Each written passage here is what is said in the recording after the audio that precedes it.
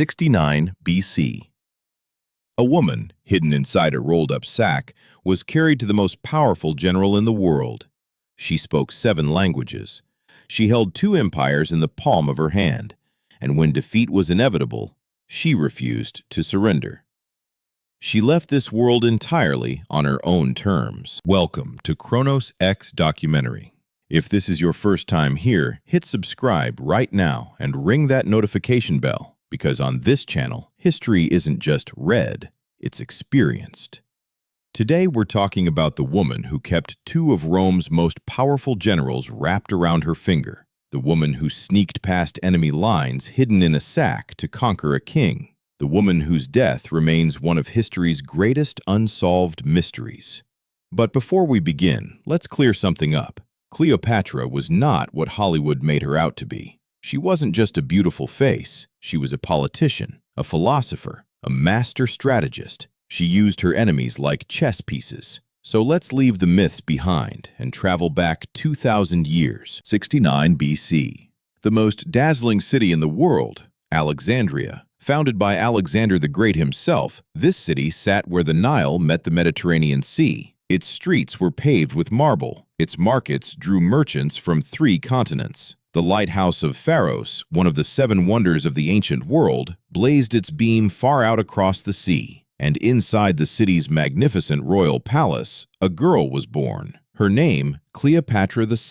The 7th because 6 Cleopatras had come before her in the same dynasty. Her family, the Ptolemaic dynasty, had ruled Egypt for 300 years. The dynasty was founded by Ptolemy I, one of Alexander the Great's most loyal generals, who received Egypt after Alexander's death. But this family had a tradition, and that tradition was blood. Fathers killed sons, brothers killed brothers, sisters killed sisters. It was the price of the throne. Cleopatra's older sister, Berenice, seized the throne against their father. When their father returned with Roman backing, he had Berenice executed. Cleopatra witnessed all of this, the palace politics, the betrayals, the murders. Perhaps it was these early lessons that made her so sharp, so calculating, so relentless. The palace where Cleopatra grew up was no ordinary place.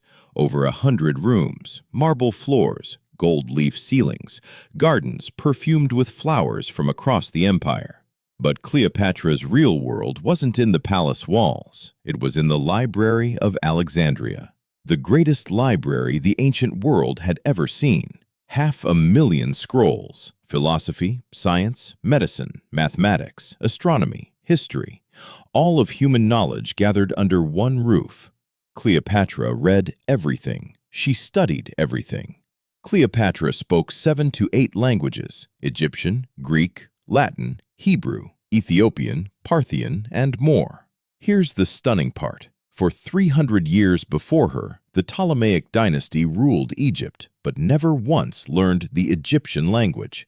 Cleopatra was the first. She spoke to her own people in their own tongue. That single decision won her the hearts of an entire nation. She also mastered rhetoric, the art of persuasion. The ancient historian Plutarch wrote that her voice was like a musical instrument. Every tone, every pause, every word placed with precision. This wasn't just charm. This was intelligence. This was strategy. And it was her greatest weapon. 51 BC.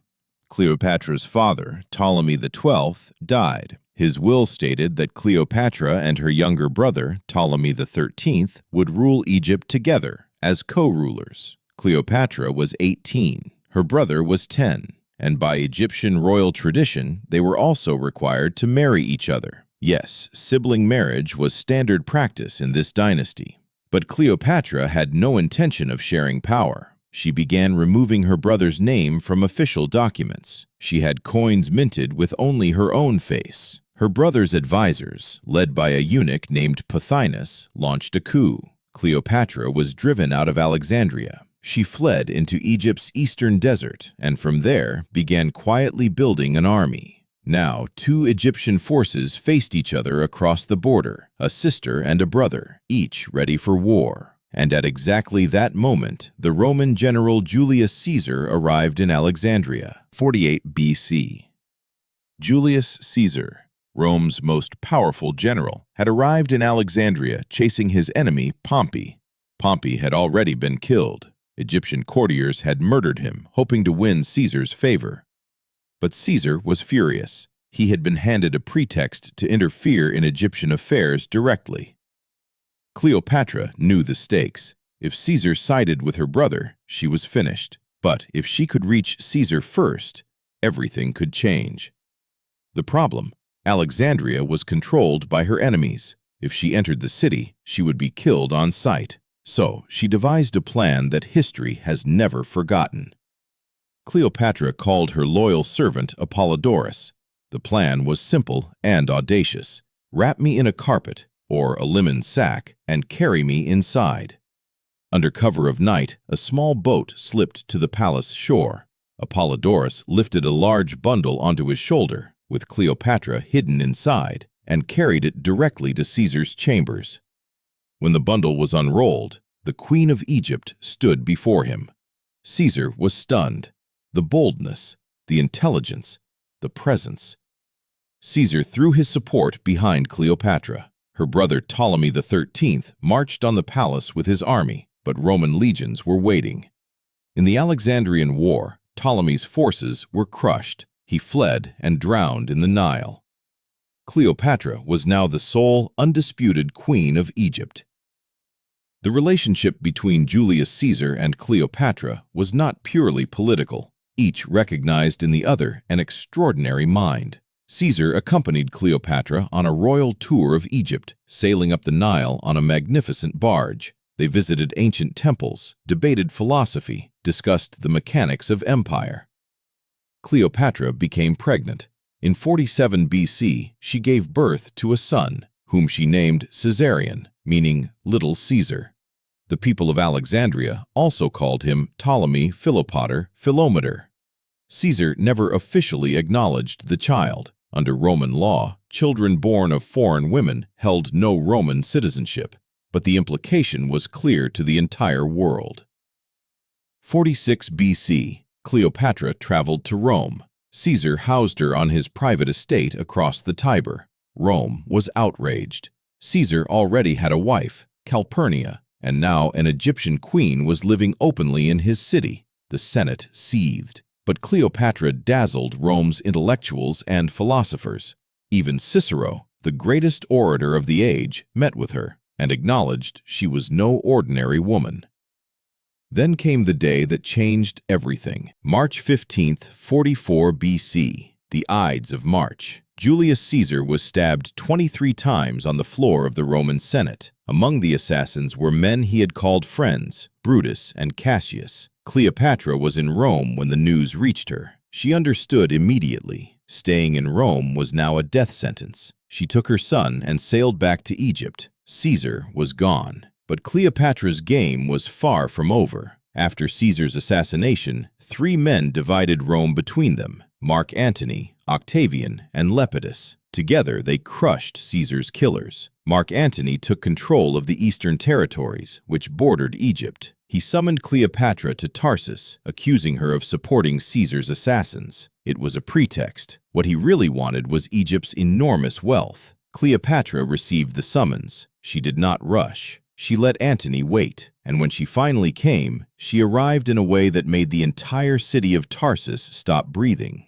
Her barge was built of gold. Its sails were purple silk, billowing in the breeze. Perfume drifted from the ship across the water. Oarsmen pulled silver oars in perfect time to music. Cleopatra sat upon the deck dressed as the goddess Aphrodite. Golden jewelry, a royal crown.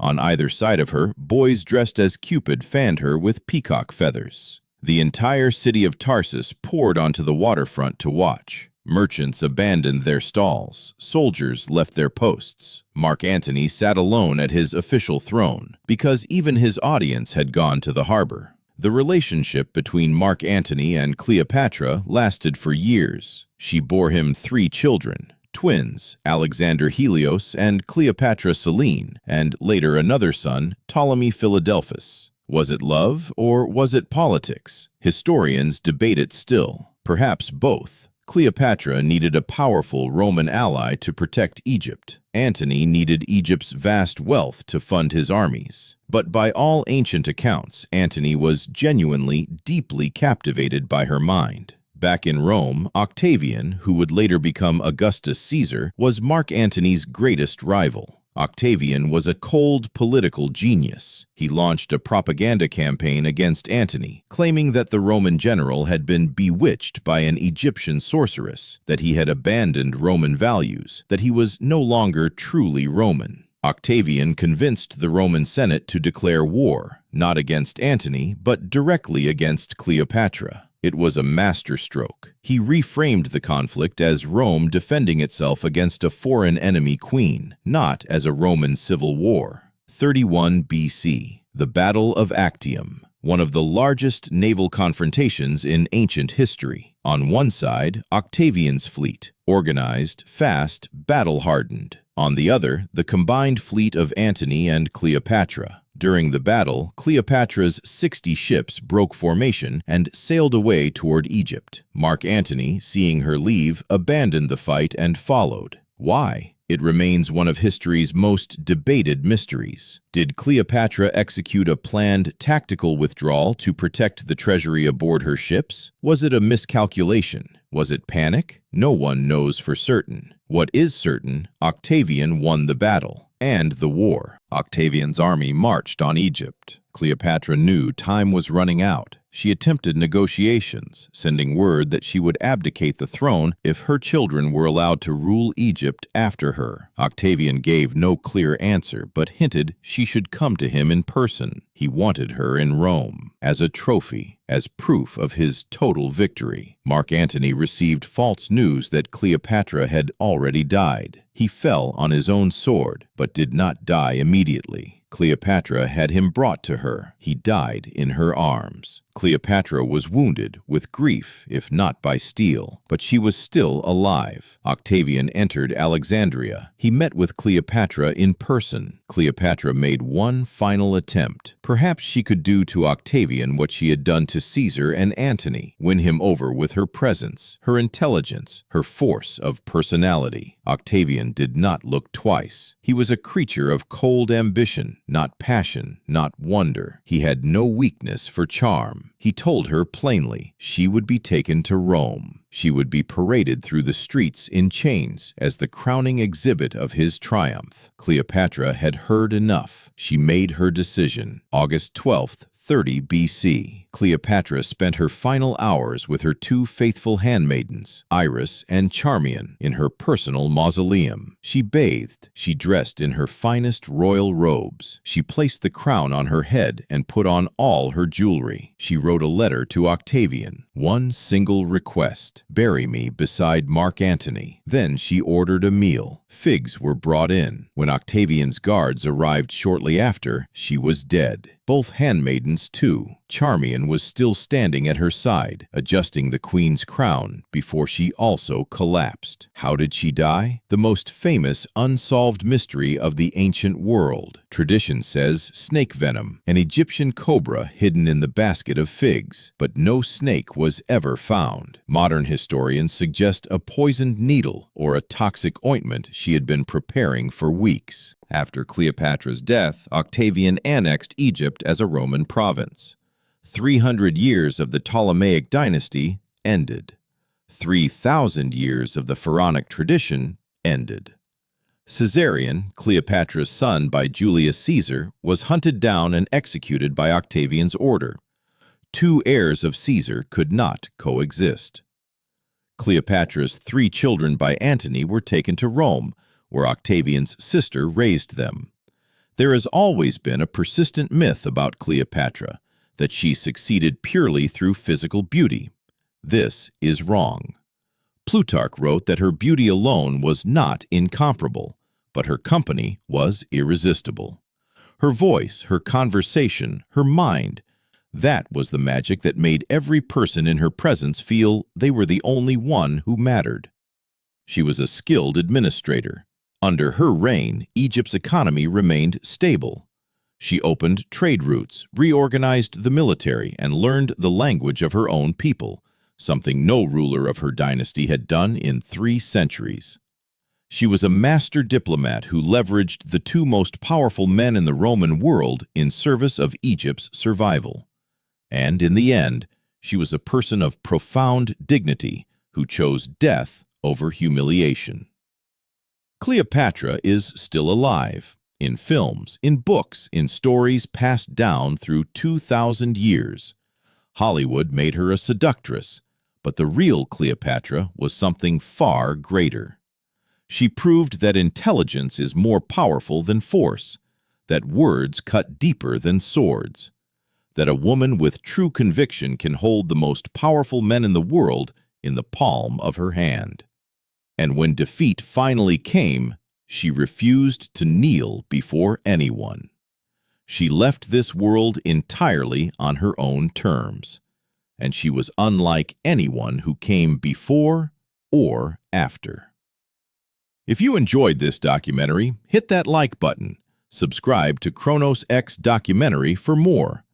We'll see you in the next one with another extraordinary figure from the pages of history. Goodbye.